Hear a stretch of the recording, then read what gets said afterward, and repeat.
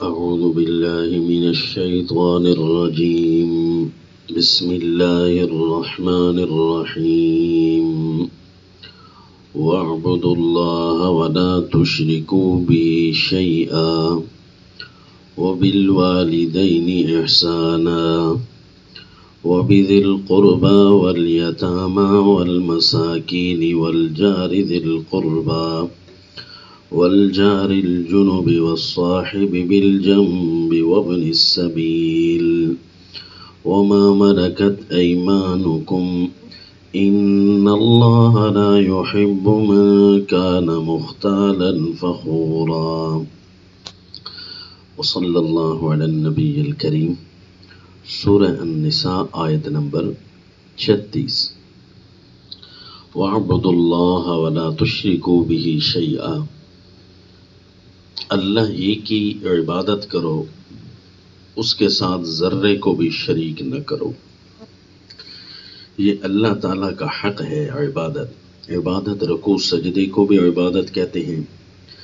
پکار کو بھی عبادت کہتے ہیں. رکوع سجدہ اللہ کے علاوہ کسی کا نہیں، پکار اللہ کے علاوہ کسی کی نہیں. حکم ماننا بھی عبادت ہے، ما فوق الاسباب.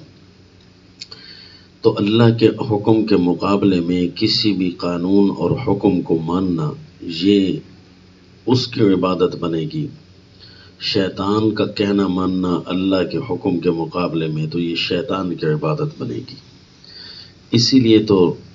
اللہ کریم دن قیامت کے مناظر میں سے ایک منظر ارشاد فرماتے ہیں سورہ یاسین میں، اور فرمایا کہ جب انسانیت جہنم میں جانے لگے گی اور مجرم الگ تھلگ کھڑے ہوں گے تو میں انہیں یہی کہوں گا، الم اعہد الیکم یا بنی آدم اللہ تعبدوا الشیطان. اے بنی آدم، اے آدم کی اولاد، میں نے تم سے وعدہ کیا نہیں تھا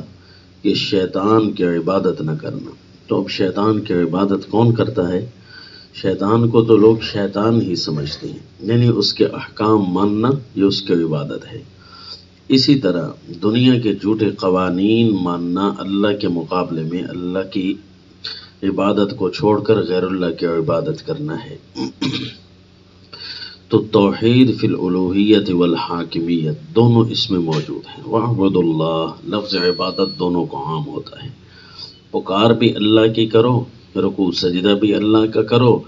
امر اور اطاعت صرف اور صرف اللہ ہی کی چلتی ہے. انبیاء اکرام اللہ ہی کی اطاعت کا درس دینے آتے ہیں. احادیث پاک جتنی بھی ہیں وہ رسول اللہ صلی اللہ علیہ وسلم کی طرف سے احکام گویا اللہ کے ہی احکام ہیں، ذرا بھر بھی خلاف ورزی نہیں ہے. اسی لیے تو اللہ تعالیٰ نے خود فرما دیا، میرے نبی کی اطاعت کرو گے تو وہ میری اطاعت ہے.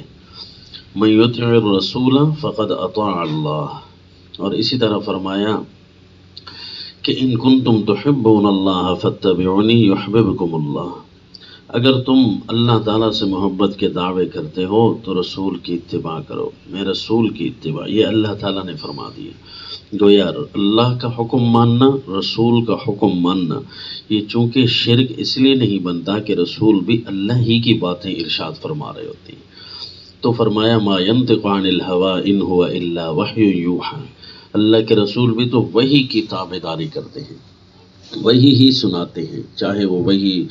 ظاہری ہو جس کو قرآن کہتے ہیں، یا وحی باطنی ہو جس کو حدیث کہتے ہیں، وحی جلی وحی خفی. تو اطاعت صرف اور صرف اللہ کی ہے. اللہ کے قانون کے مقابلے میں، اللہ کے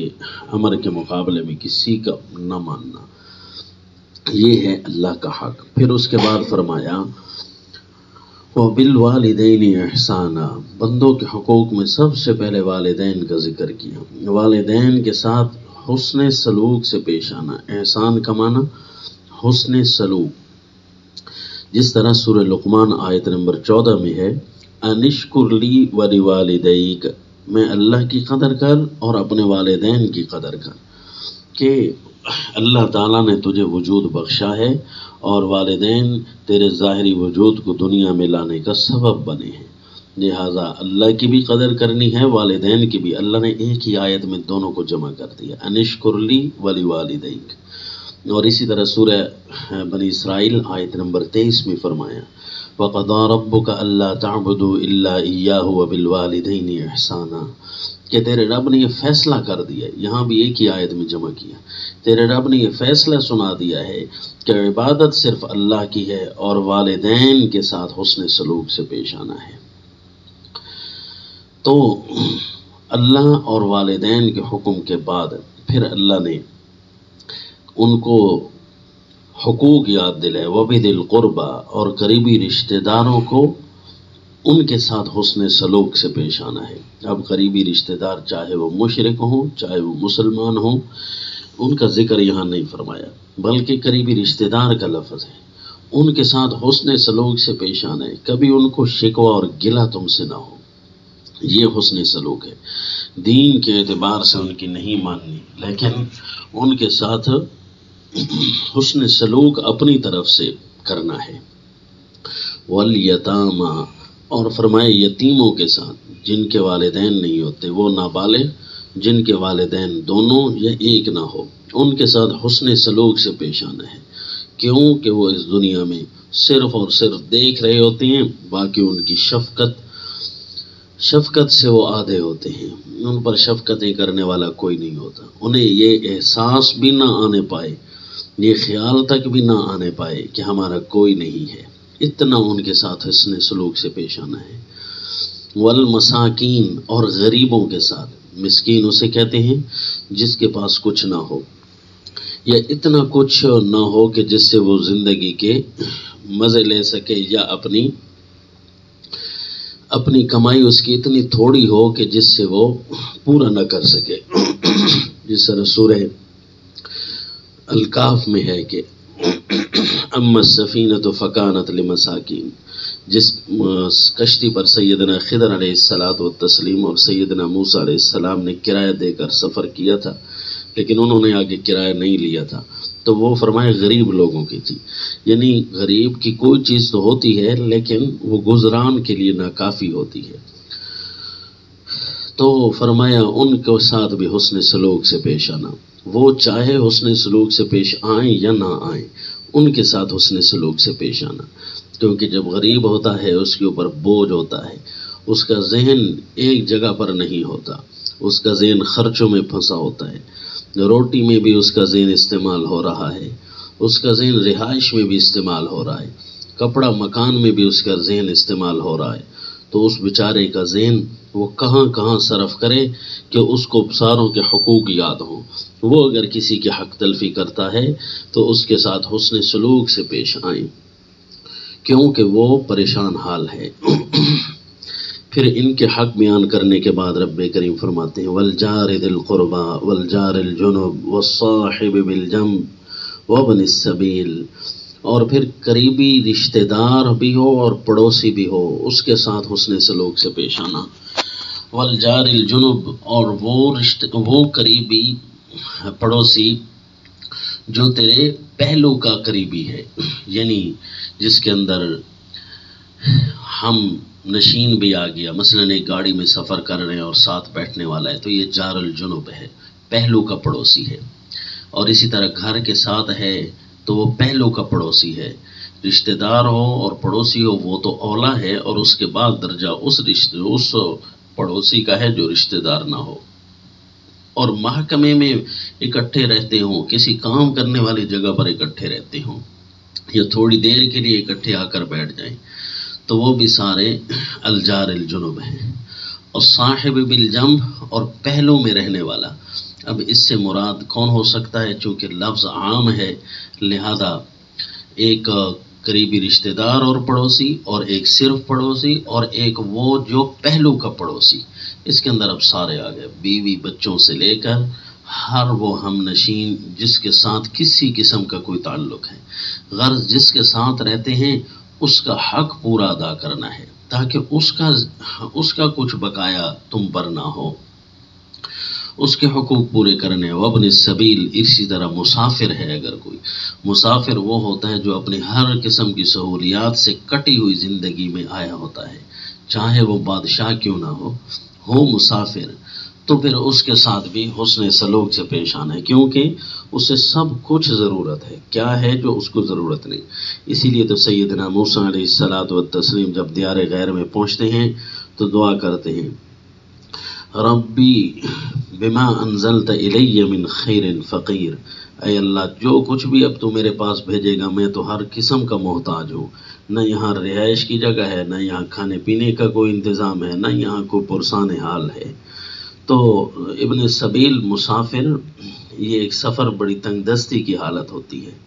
وما ملکت ایمانکم، اور فرمایا پھر ان کے حقوق پورے کرنے ہیں جو مالک ہیں تمہارے دہنے ہاتھ، یعنی تمہارے خادم ہیں، نوکر ہیں، غلام ہیں، ان کا خاص خیال کرنا۔ یہ حقوق پورے نہ کرنے والا کون ہوتا ہے؟ فرمایا ان اللہ لا يحب من کان مختالا فخورا، اللہ تعالیٰ اس بندے کو پسند نہیں کرتا جو اپنے کردار کے ذریعے تکبر کرتا ہے یا اپنی باتوں کے ذریعے تکبر کرتا ہے۔ مختال اسے کہتے ہیں جو اپنی چال چلن اور اپنے افعال و کردار کے اندر تکبرانہ مزاج رکھتا ہو، اور فخور اسے کہتے ہیں جو اپنی زبان سے ایسے ایسے جملے نکالتا ہے کہ جس سے تکبر اٹھتا ہے، نعوذ باللہ۔ سیدنا جبرائیل امین رسول اللہ صلی اللہ علیہ وسلم کی خدمت اقدس میں حاضر ہوتے ہیں، مسند احمد میں روایت ہے۔ تو اللہ کے نبی نے فرمایا یہ سیدنا جبرائیل امین تھے، ما زال جبریل یوصینی بالجار حتی ظننت انہ سیورثہ، کہ جبرائیل امین پڑوسی کے بارے میں مجھے اتنی تاکیدیں کرتے رہے کہ اللہ کے سامنے اس کے اتنے حق ہیں، اتنے حق ہیں، مجھے یہ خیال ہونے لگ گیا کہ یہ کہیں وراثت کا حصہ دار بھی نہ قرار دے دیں، کہ اتنا زیادہ اس کا حق ہے اتنا زیادہ اس کا حق ہے کہ وہ تمہارا وارث بن جائے۔ ایک صحابی فرماتے ہیں، انصاری صحابی ہیں، کہ میں آپ صلی اللہ علیہ وسلم کے ساتھ کسی کام کو ملنے آیا، فَإِذَا بِهِ قَائِمٌ وَرَجُلٌ مَعَهُ مُقْبِلٌ عَلَيْهِ، تو میں نے دیکھا اللہ کے نبی کھڑے ہیں اور ایک آدمی آپ صلی اللہ علیہ وسلم کے سامنے باتیں کر رہے ہیں، میں نے سمجھا کوئی حاجت ہوگی تو میں اس لیے کھڑا رہا، فَظَنَنْتُ أَنَّ لَهُمَا حَاجَةٌ، پھر فرماتے ہیں انصاری صحابی کہ اللہ کے نبی اتنا لمبا کھڑے رہے، حتی جعلت ارسی لرسول اللہ صلی اللہ علیہ وسلم من طول القیام، حتیٰ کہ میں اللہ کے نبی صلی اللہ علیہ وسلم کے لمبا کھڑے ہونے پر غمخواری کرنے لگ گیا کہ اللہ کے نبی کو اتنی تکلیف ہو رہی ہوگی۔ پھر جب وہ چلے گئے تو میں نے کہا اللہ کے نبی مجھے تو بڑی تکلیف ہو رہی تھی کہ آپ اتنی دیر کھڑے رہے کہ جو ہے آپ کو اس آدمی نے لمبا کھڑا کر دیا۔ تو اللہ کے نبی نے فرمایا اتدری من ہو، تو جانتا تھا اسے وہ کون ہے؟ میں نے کہا نہیں جی، کذاک جبریل، یہ جبرائیل تھا، ما زال یوصینی بالجار حتی ظننت انہ سیورثہ، یہ مجھے پڑوسی کے بارے میں اتنی لمبی تاکید کر رہا تھا کہ تجھے دیکھتے ہوئے بھی غمخواری ہونے لگ گئی تھی کہ اتنا لمبا کیوں کھڑے ہو گئے، یہ مجھے اتنی زیادہ تاکید کر رہا تھا حتیٰ کہ میرا گمان یہ ہوا کہ ابھی اس کو وارث بنا ڈالیں گے۔ پھر فرمایا اما انک لو سلمت علیہ رد علیک السلام، اگر تو اس کو سلام کرتا نا تو چونکہ فرشتہ تھا وہ آپ کو جواب تو ضرور دیتا، یعنی آپ نے اس کو سلام کر لینا تھا تو وہ جواب دے دیتے۔ اور رسول اللہ صلی اللہ علیہ وسلم کا فرمان مسند بزاز میں ہے کہ الجیران ثلاثہ، کہ پڑوسی تین قسم کے ہوتے ہیں، جار لہ حق واحد، ایک وہ پڑوسی ہے جس کا ایک ہی حق ہے، وہ ہوا ادنى الجیران حقا، وہ سب سے کم درجے کا پڑوسی ہے، وجار لہ حقان، اور ایک وہ پڑوسی ہے جس کے دو حق ہیں، وجار لہ ثلاثۃ حقوق، اور ایک وہ پڑوسی ہے جس کے تین حق ہیں، وہ ہوا افضل الجیران حقا، وہ حق کے اعتبار سے سب سے افضل پڑوسی وہ ہے۔ اما الذی لہ حق واحد، ایک وہ پڑوسی جس کا ایک ہی حق ہے، وہ کون ہے؟ فجار مشرک لا رحم لہ، ایک وہ پڑوسی جو مشرک ہے اور رشتہ دار بھی نہیں، تو اس کے لیے صرف لہو حق الجوار، اس کے لیے صرف پڑوسی ہونے کا حق ہے، وہ پورا کرنا ہے۔ اما الذی لہو حقان فجار مسلم، اور ایک وہ جس کے دو حق ہیں وہ پڑوسی ہے جو مسلمان بھی ہے اور پڑوسی بھی ہے، لہو حق الاسلام و حق الجوار، اس کے لیے اسلام اور پڑوس دونوں کا حق ہے، پورا کرنا ہے۔ اما الذی لہ ثلاثۃ حقوق، اور وہ جس کے 3 حق ہیں، فجار مسلم ذو رحم لہ حق الجوار وحق الاسلام وحق الرحم، وہ ہے جو مسلمان بھی ہو، پڑوسی بھی ہو اور رشتہ دار بھی ہو، تو اس کو پڑوس کا بھی حق دینا ہے، اسلام کا بھی حق دینا ہے، اور اس کو رشتہ داری کا بھی حق دینا ہے۔ اور جس طرح فرمایا کہ اپنے ماتحت لوگوں پر احسان کرنا، وہ اللہ کے نبی صلی اللہ علیہ وسلم اپنی مرض الوفات میں، اپنی آخری تکلیف میں بھی، حتیٰ کہ اس کے بعد وفات طیبہ ہو گئی تھی، اللہ کے نبی بار بار فرما رہے تھے الصلاۃ الصلاۃ وما ملکت ایمانکم، فجعل یردد حتی ما یفیض بها لسانہ، اللہ کے نبی اتنا کہتے رہے حتیٰ کہ زبان ساتھ دینا چھوڑ گئے، اللہ کے نبی کی زبان سے اپنی امت کے لیے یہ وصیت نکلتی رہی، الصلاۃ الصلاۃ، نماز کا خیال کرنا، نماز کا خیال کرنا، وما ملکت ایمانکم، اور اپنے